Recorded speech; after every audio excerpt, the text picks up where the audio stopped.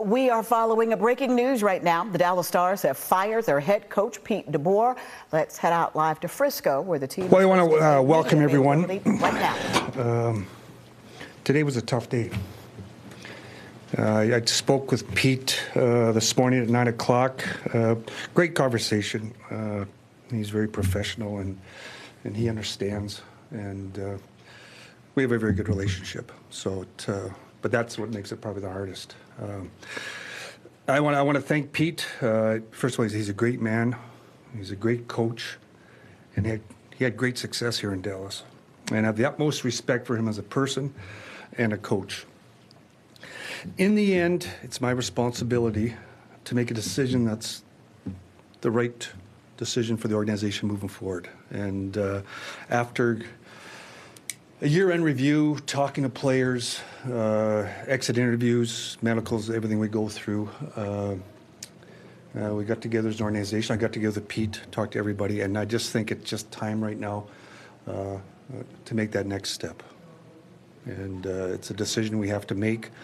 And like I said, we're very comfortable with our decision, and we look forward to moving to the next step. I'll start the process now of interviewing coaches and go from there. I'm going to really open it up to questions now. Go from there. A lot is going to be made about the comments that DeBoer had at the end of season media availability and after the Game 5 loss about Jake Ottinger's performance specifically. How much did that and the potential, I guess, strain between the players and the coach play into your decision? That, the events that took place, that's a component of it. But there's other things that take place also. It's one part of it. But there's other things that take place during the season. As I mentioned, my job is to analyze everything during the year, where things at, even the prior years. But it was a component of it. But it wasn't the final decision when we made this decision. How much did that player input play a role in the decision? What I do at the end of every season, players, they deserve to be heard. I've been in the business a long time, and I interview all the players. I tell them to be truthful with me. But I've been around long enough to know if a guy's only getting 5 minutes ice time, he's not going to like the coach. I understand that. So I take it all in. I analyze it. We talk about it internally. Some of it comes into play, some doesn't. You have to really balance those things out. If the Ottinger stuff in the end was just one component, then was he in trouble even if you won the Edmonton series? That's, I don't know that. Till you get to that end, to the situations, I really can't answer that. It's something I would have analyzed. But, it did come into play. But that's would have been something I would analyze more, so I really can't say whether it would or not. Tom, the day after, he wasn't inclined to make a coaching change. What changed between then and now for him? We talked through things, and we were trying to calm the waters too. You want to, you end the season. It's an amazing business. So we got to the third round, and it feels like we've missed the playoffs 5 years in a row. And I find it amazing, the mindset of, but that's the world we live in nowadays. So when the season ends, you want to calm the waters, you want to sit back and analyze everything. And that's what we did, and made some other decisions. What is going to happen with the staff, and then what's the process of hiring a new guy? Do you have a vision of what you need for a new coach? We're just starting that process now. Have a vision. We're going to be very wide, open-minded. The other coaches, everything's fine with them. I plan on them being part of this. They've done a great job. They have a year left, and they did a good job also. Done a lot of winning. You said that you felt like it was time for a new voice in the room. Does that mean that any, I guess, like a Nazardine or Spot or somebody like that is not that new voice, or are you going to look at internal candidates as well as external? I'm going to look at everything. I'm going to look internally. I'm going to look externally. It's different when you have a voice as an assistant coach, whereas you have a voice as a head coach. So I could be open-minded to all of this. Do you feel like Pete lost the room? No, it was, Pete and I were talking, and we were talking during the season. After the Four Nations, it was a grind. It was a grind. Now, for different reasons. We had a lot of injuries, major injuries to the team. The schedule's a grind as it is anyways, and every team goes through grinds. That's the way it is. But it the injuries really hurt us, and Pete felt like he was pushing every button he could in that, and I respect that he was, and so I respect that, and so that's comes into the decision making too. What was your reaction when he pulled Ottinger in that game? From where you were in the arena, did you agree with it in the moment? Yeah, I'm glad that's brought up. I got no problem with the pull at all. If you're coaching, we've just let 2 goals in. You got to change momentum in that. So to change the goalie, I got no problem with that at all. Did you have an issue with his comments after the game and even the day after? I think everybody did. I think even Pete is a little bit remorseful of it, a little bit.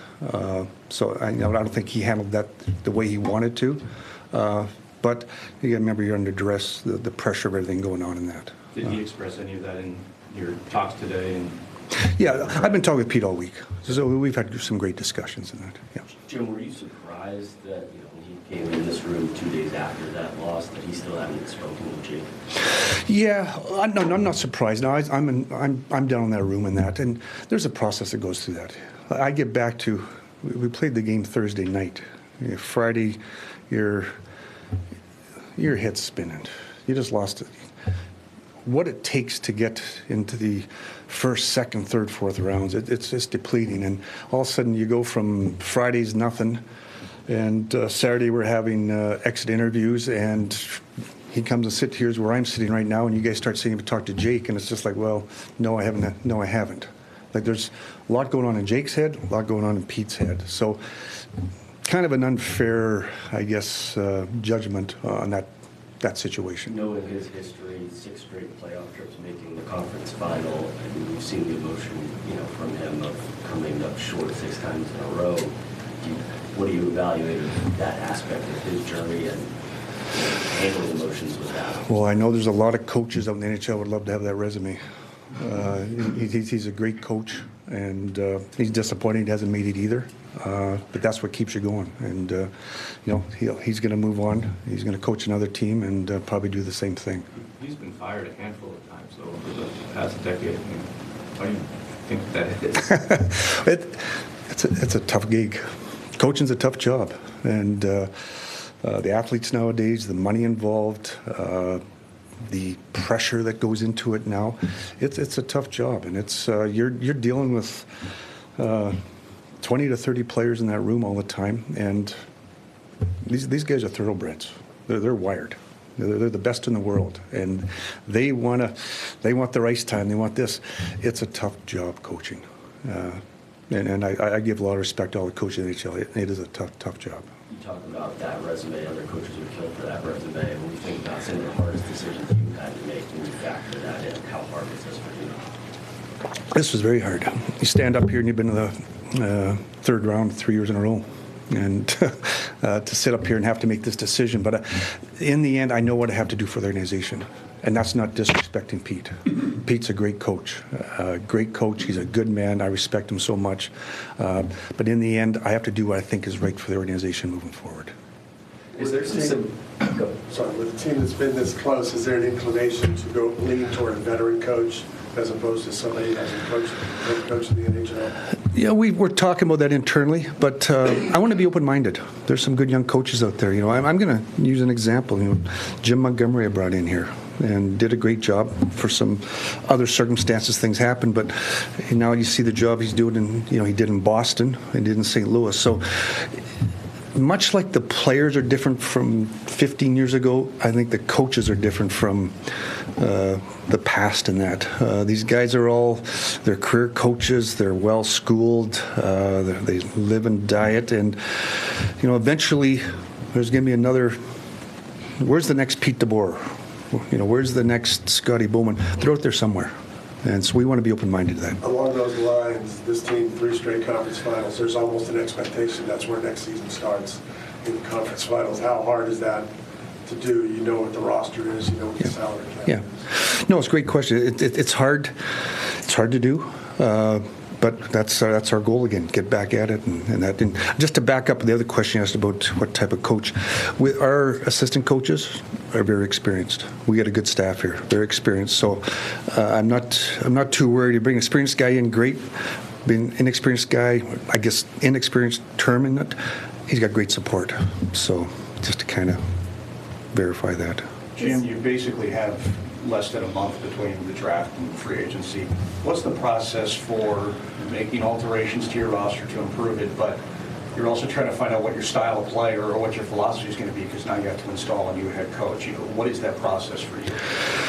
Well, we got, I'm starting the coaching process right away. If you want to ride, you can ride with me down to Austin. Our farm team's still playing, so you can come down there with me and we can hash it over in that. So we're busy with that also, which is great. Those guys are getting development down there. And then we have our scouting meetings coming up here next Thursday and Friday. So that's when we'll really kind of sit down and say, okay, we got some decisions to make, signing guys. You got cap issues we've talked about, different things going on. So it'll be a hectic 3 weeks here, but we'll get it done. I got a great staff here. And Jason Robertson. All of us to ride in the car. Yes. Well, yeah. Well. We'll see. No, just kidding. You're always welcome. You're always welcome. I'll get the big Suburban. We'll all pile in. Jason Robertson contract expires at the end of next season. Have you guys broached the subject of extensions, or where does that come? Yeah, we're not allowed to yet. We just got to wait. And he's, just to clarify things, so he's still restricted the year after. So, but you can't do anything until July 1st. So, like I said, we've got this going on. I got scouting meetings going on. So, but just in terms of the player, is that a player that you would keep? Definitely, he's a good player. So it's somebody that. Like I say, we'll see where the signings go. How do you fit in the cap? Those are decisions we have to make moving forward here. Jim, speaking of leadership, we were in this room last September talking about Jamie Benn entering the last year of his contract. He said as long as you're the GM of this team, you want him to be in a Stars uniform. Has anything about that changed? I talked to Jamie exit interviews, and he wants to continue playing, and I want him back. And now we just have to work on the contract. And he's being very patient. He knows our situation. He's kind of unique. He can be bonused, so that really changes his contract's status for us, which helps us. With Matt Duchene, similarly, I know he said he's kind of looking for more security. Does that maybe try some out of you guys' plans, or is that something you feel like to do? That'll depends what he wants for security and how much money he wants. Those are the things we have to juggle. That's why we're meeting next week. Those are things we've got to juggle here. And the calculator stops at that 95.5, and after that it just goes red numbers. So those are things we got to figure out. I'd love to have Matt back. He was our leading scorer, and he's a good player and a big part of our dressing room. You also mentioned being open-minded in the coaching search and driving down to Austin. Of course, Neil Graham's down there. When you look at a coach like that who's had a lot of success, he hasn't coached in the NHL before, but is that something where you want him to get experience on the NHL bench before taking the head job, or would he be a candidate for that head job? I think he's probably going to be a candidate. He's done a good job. It's something we've got to look at. And like I said, gone down there, all he's done is won and developed. And that's not easy to do in that league. It's a tough league. And we've had different rosters. We've gone from, the Borks and Stankovens and Harleys, some of the best young prospects in the world there, to now a little bit more of the free agent style and older, and he keeps winning and he keeps developing players. We got some young kids down there that we signed as free agents out of college, and now they're playing great. And so he does a good job, real good job. Pete, what's your take on from the end of the Winnipeg series when this team was on a high to the disappointment of the Edmonton series? How did you view that? Well, every series is unique in itself. Every series is a grind. You got to remember who we played. We played Colorado the first round. They could still be playing. That's how good they are. They could be a Stanley Cup champions. Winnipeg Jets, same thing, could be Stanley Cup champions, best team in the league all year. And they don't get enough respect. To win the President's Trophy in this league, that's hard to do. And, I talked to them after the series, and then they said, the reason they won the President's Trophy is because we were chasing them all year. They weren't going to let us catch them. And so that's a compliment to us, too, that we did it. So every series is different. And then we hit the Edmonton series, and I just felt like we never got it going. But we never got our game going. Now I want to give a little bit of credit to the opponents. And, watching them play, the old Edmonton Oilers used to be a team that they get up by 2 goals and they wanted to make it 5 goals. And you could maybe expose them because of that. Now I watch them play, they get up by 1 goal, they're happy to They buckle it down and away they go. So I got to give some credit to them. I watched the game they just won in overtime. They gave Florida 4 shots on goal in the third period. Sounds familiar to what happened to us. So let's give some credit to them and credit to Florida, who's the defending Stanley Cup champions. 2 really good teams. Jim, when you think about the change you want moving forward and what didn't work just now with Pete, how much of that do you feel like is style of play versus culture? I don't see a culture problem. That's what's great when I go through the exit interviews. And we made a bunch of trades this year. And I love to bring in new players in and ask them, talk to them and say, hey, you guys have been on other teams, good teams, bad teams, whatever. How can we be better? And the first thing they say is, this room here is unbelievable. They've never seen such the leadership in it, the calmness in it, how they stick up for each other.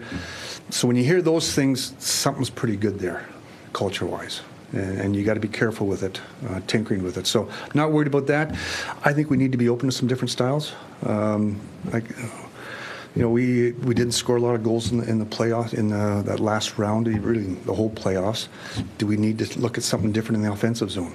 Do we need to look at something different, how we move the puck? Those are things we got to sit and discuss. Those will be some of my questions as I speak with the next potential candidates and go from there. To that end, you see sometimes a lot of teams will make decisions hastily and rely on player input, but as you just mentioned, this group, a lot of leadership, veterans, guys who've been doing this for a long time. I mean, is there concern or any fear that maybe you're relying too much on player input to make this decision, or is it because of that group you feel confident and convicted in what you're doing? Well, like I said, I've been around a long time, so I know what's sincere and what's not in the room with the input. But I also go back to just, how can I back that up, what I'm saying to you? We've been one of the top 5-10 teams in the league over the last 4 or 5 years. So something's going right. Like if it wasn't, there'd be a hole in the dike here somewhere. So a lot of things 3 years straight Western Conference, doesn't seem to hold much pedigree anymore, but that's hard to do. So that's where I listen. Like I said, I know when there's noise out there, when somebody's self-serving, but I also know when guys are sincere and what they believe in. And I back that up with the results of what the team's done. That's all I can do. And what you said is also true. You got to be careful. On both ways. You can start tinkering. You can start. I remember back in my Detroit days, we'd lose what we're going through. We'd lose in the 2 years in a row in the second round or third round, or lose in the finals, and everybody wanted to blow it up. We were too slow. We weren't big enough. We were da-da-da. And I remember Kenny and I sit down and saying, you know what, it's a pretty good team. Let's be careful, because you can go backwards awful quick in this business. You got to be real careful. Every NHL opening that we see, there's a tendency for the same set of coaches to get rehired. I guess from your perspective, would you even look at or consider a European coach, given how many European players you have on your team? Yeah, no, we've discussed it. The year when we hired Pete, we actually interviewed a European coach, and so we're open to that. You got to make sure they got a little bit of experience, because it's just put yourself, the first time you're working and you start traveling around to these rinks and you don't know how, where do you get in the dressing room at? How do you get in the back door? And you got to remember, players are watching this too. They want to see, does this guy know what he's doing? So it's a fine line, but we've looked into those. Yes. Jim, you mentioned, just now when you hired people, casted a wide net then. Are you 2 or 3 steps already down the searching route? Because I'd imagine you already had built a list of names, 3 years ago. You've done this recently. So yeah. We make this easier, I guess. Yeah, I don't know if it's easier. I wish I wasn't doing it, but we have a list, and we talk internally all the time about this. We even, in our scouting meetings, we'll talk to our scouting staff, and we ask them, these guys, scouts are out there all the time, who's the up-and-coming coach? Who's in Kitchener or Barrie, Ontario right now that's an up-and-coming coach? Who's out in Medicine Hat's an up-and-coming coach? We're always, as we scout players, we try to do the same with coaches. How much did you come out of this process feeling that a conference final was the ceiling for Pete? No, I don't look at it that way. Yeah, no. Pete's going to win a cup. Unfortunately, won't be here, but he's going to win a cup. He's a good coach. He is a good coach. And I think he learns every time. We talked about his resume. He's been fired a few times. I think he's learning each time when that happens. He's open-minded that way, so he's a good coach. You came up as an executive in the Scotty Bowman era in Detroit. I wonder what your definition of coaching stability is. Do you feel like that's kind of eluded you in your time here? And how much would you like to have a coach that's here 5, 6, 7, 8 years? Oh, I'd love to have somebody be here that long. It's just it's a tough business. It is a tough business, and it's getting different now too. Money comes into play now. Coaches are making big money. There's different factors that come into play, and I get back to it's coaching, and I'm not only talking about hockey. I think at every level, it's a tough job nowadays with and I don't want to say the new athletes, but they're well educated. They know what they're doing, and they know where they want to get to. When you think back on this past week, weighing this decision, was it back and forth? Were there times you thought that you would bring Pete back? And when did you ultimately make this decision? Yeah, no, it was going back and forth. It's tough. I get back to him sitting up here, and I just let a guy that went to the conference finals 3 years in a row, and not easy to do. And I want to be careful. You can take a step backwards, as I talked about with players. You can take a step backwards pretty fast, and so in the end, we had internal discussion. I talked to Pete,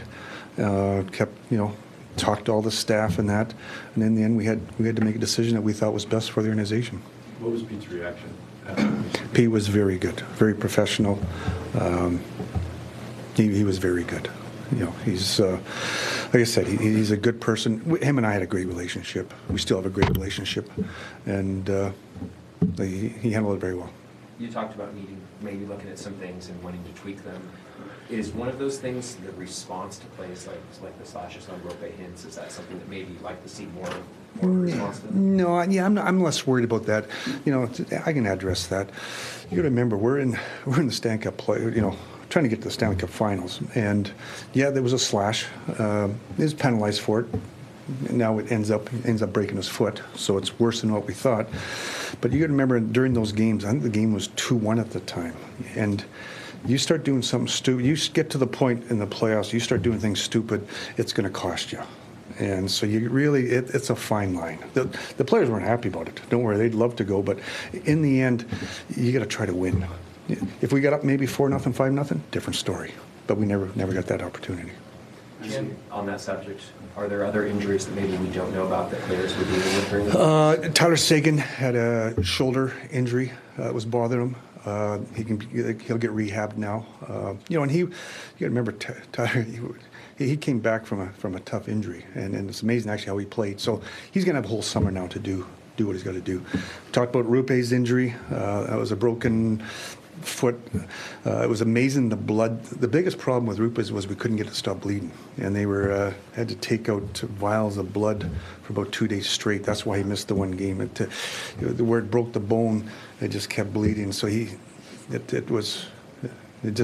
way it broke, it just kept bleeding. So they had to take out vials. So that, and then Liam Bischel. Shoulder injury, excuse me, and then he's a year and a half ago. Remember, he broke his ankle. He had a plate put in, and he's getting that. Actually, getting out today. That's being taken out today. Have you had a chance to speak with Jake about that moment and just where his confidence and how he's comprehended that moment? Yes, yeah. No, I spoke with Jake. We had a good conversation. Yeah. What was his sort of reaction and mentality? Well, I think you guys saw him. I think he's disappointed. He's got a lot of pride. That's what I talk about, these guys being wired. He's got a lot of pride. And I don't think he understood if he was going to get pulled and stuff too. Those things happen. But it was just the piling on that he wasn't comfortable with, which I can't blame him. Jim, go ahead, John. Every time you've made an off-season coaching change, it's been after missing the playoffs or getting knocked out in the first round.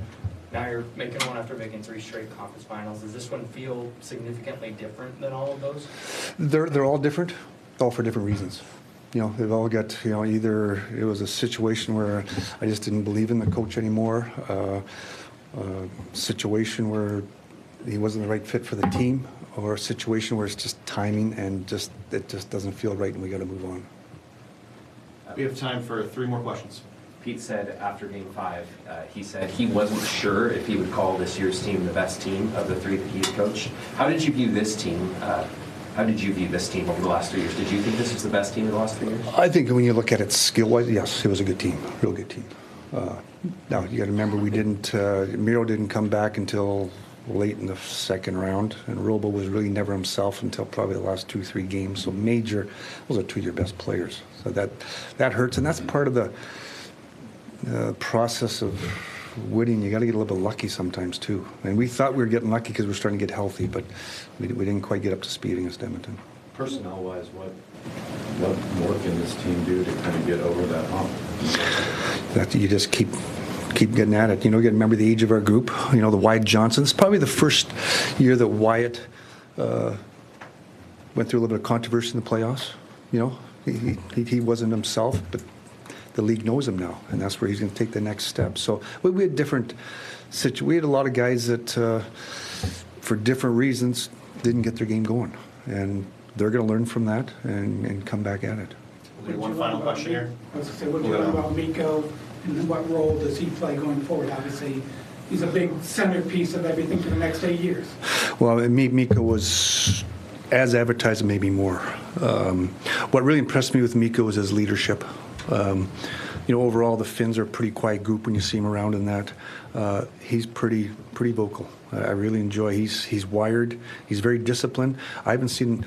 He's as disciplined an athlete I've ever seen. He knows what he's doing. He's got a plan. His preparation, pretty impressive. And like I said, he's everything we thought he'd be, and we saw it in the playoffs. Thank you, Jim. We appreciate your time. All right. Thanks, guys. Everybody. Thank you, and enjoy the summer, and probably be talking in the next 2-3 weeks. That's my phone here. No. So there it is. The Dallas Stars officially parting ways with head coach Pete DeBoer. General Manager Jim Nill taking questions from media for about a half hour there. From his perspective, at least, it sounds like a very cordial parting of ways, saying he had a conversation with Coach DeBoer about 9 o'clock this morning, and he went on to call him, and I'm quoting here, a great man who's been a great coach. He has the utmost respect for him as a man, as a person, but ultimately he said it was the right decision for the team moving forward. He says he talked to players, as he always does at the end of the season, and he said it was just the right time now to take that next step.